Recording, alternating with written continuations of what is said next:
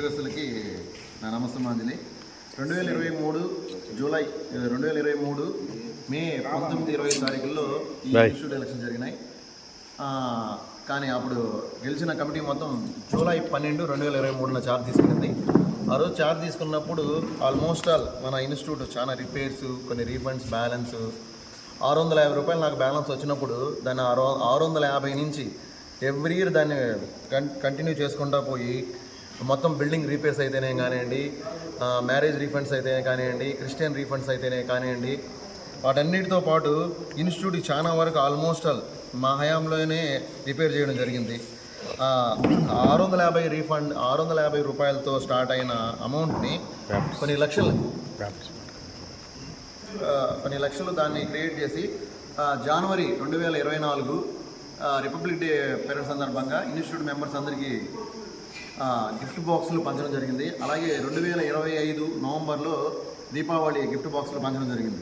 వాటన్నిటితో పాటు మేము చేసిన ఈ లాస్ట్ టైం ఈ కమిటీ చేసిన పనులు, వాటర్ బిల్లు డ్యూస్ ఉన్నాయి, కరెంటు బిల్లు డ్యూస్ ఉన్నాయి, అలాగే బిల్డింగ్ రెంట్స్ అన్నీ డ్యూస్ ఉంటే ప్రతి 6 ఏళ్ళు లాస్ట్ 6 ఇయర్స్ డ్యూస్ ఉన్నటువంటి water bills, current bills, building rents అన్నీ క్లియర్ చేసాం.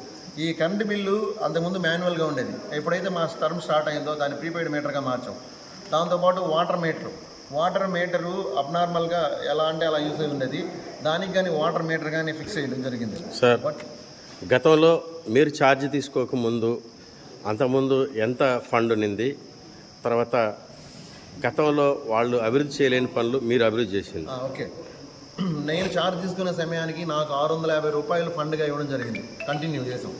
ఆ 650 రూపాయలతో పాటు నెల మాకు వచ్చే ఫండ్స్తో, ఆ తర్వాత ఆఫ్టర్ కరోనా తర్వాత ఇక్కడ మ్యారేజ్ ఫంక్షన్స్ అయితేనే కానీ, క్రిస్టియన్ మీటింగ్స్ కానీ చాలా వరకు రెడ్యూస్ అయినాయి.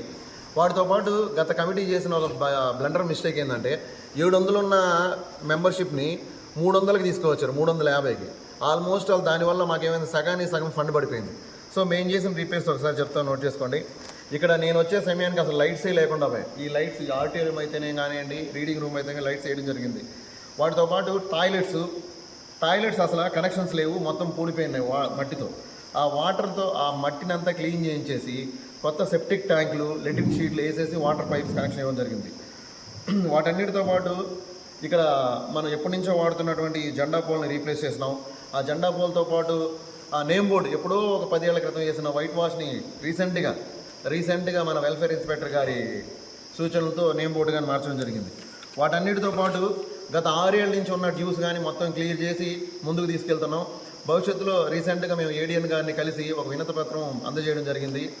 ఈ బిల్డింగ్ యొక్క వైట్ వాష్ మొత్తం బిల్డింగ్కి, ఆడిటోరియంకి మొత్తానికి వైట్ వాష్ వేయించి, ఈ ఫ్లోరింగు, ఈ సీలింగు, విండోస్ మాత్రం వేయించేసి పైన పిఓపి సీలింగ్ వేయించాలని ప్రపోజల్ పెట్టున్నాం. దాంతోపాటు మన ఇన్స్టిట్యూట్కి open auditorium, open gym equipment set అయింది. దాన్ని ఎస్టిమేషన్ తీసుకొని పోయి సబ్మిట్ చేసి మన సీనియర్ డిపిఎం గారు మన బెట్టగుంట రైల్వే ఇన్స్టిట్యూట్కి open gym equipment plus indoor gym equipment sanction చేస్తారని తెలియజేయడం జరిగింది. భవిష్యత్తులో ఇక్కడ జరిగే మ్యారేజెస్ సుమారు ఒక మ్యారేజ్ జరిగితే 1000 మంది వస్తారు.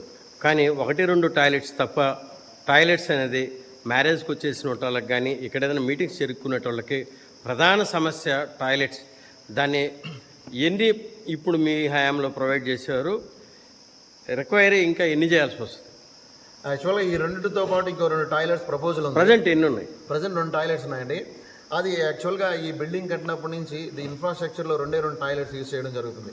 వాటితో కాకుండా అవుట్ సైడ్ ఒక వంటగది ఒకటి, వంటగది బిల్డింగ్తో పాటు టాయిలెట్స్ ఏర్పాటు చేయాలనే ఉద్దేశంతో రైల్వేలో ఉంది.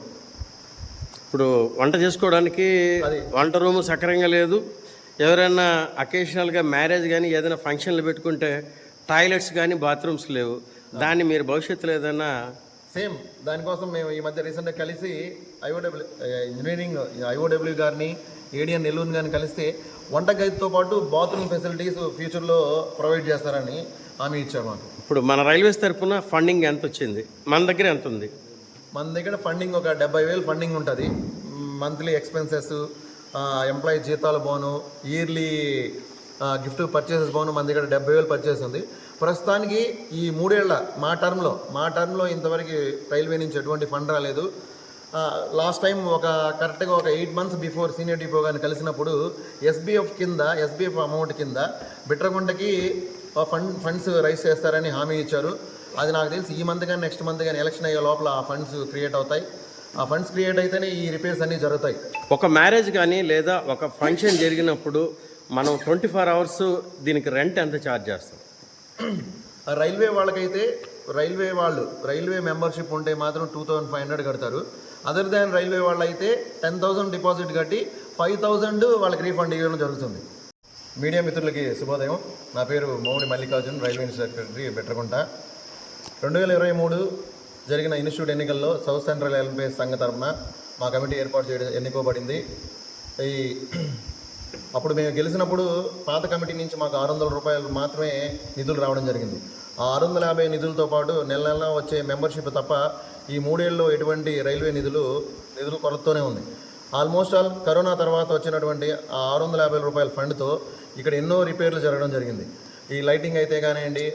ఈరోజు ప్రజెంట్ ఎంత ఫండ్ ఉంది? ఈరోజు మనం ప్రతి నెల ఎక్స్పెన్సెస్ ఈ 2 years గిఫ్ట్ బాక్సులతో పంపిణీ చేయడంతో పాటు ఇప్పుడు ప్రజెంట్ 70,000 రూపాయల ఫండ్తో ఈ రైల్వే ఇన్స్టిట్యూట్ నడపడుతుంది.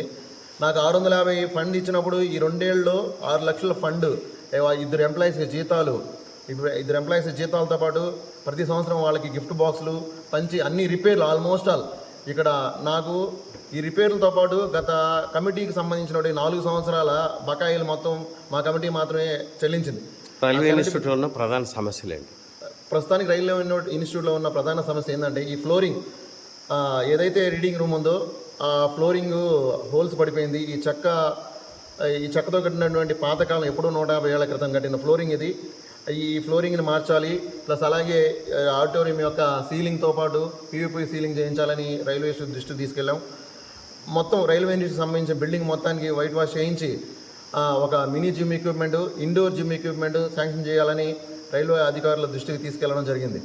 సో జిమ్ ఉంది కదా, ఎక్విప్మెంట్ ఎక్స్ట్రా ఈ ఉన్నటువంటి ఈ జిమ్ ఎక్విప్మెంట్తో పాటు extra indoor gym equipment, sports equipment, open gym equipment మాకు శాంక్షన్ చేస్తారని ఈ మధ్య కాలంలో కలిసినప్పుడు మాకు హామీ ఇవ్వడం జరిగింది.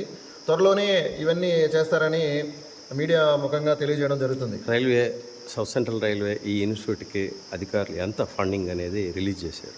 ప్రస్తుతానికి గత 3 ఏళ్ళ నుంచి ప్రస్తుతానికి స్టాఫ్ బెనిఫిట్ ఫండ్ కింద ఎటువంటి ఫండ్స్ని రిలీజ్ చేయలేదు. మేబీ మొన్న జరిగిన సీనియర్ డిపో గారి ఇన్స్ట్రక్షన్స్తో మీటింగ్తో భవిష్యత్తులో ఇన్స్టిట్యూట్కి సంబంధించిన ఎస్బీఎఫ్ ఫండ్ శాంక్షన్ చేస్తారని తెలియజేయడం జరుగుతుంది. Thank you.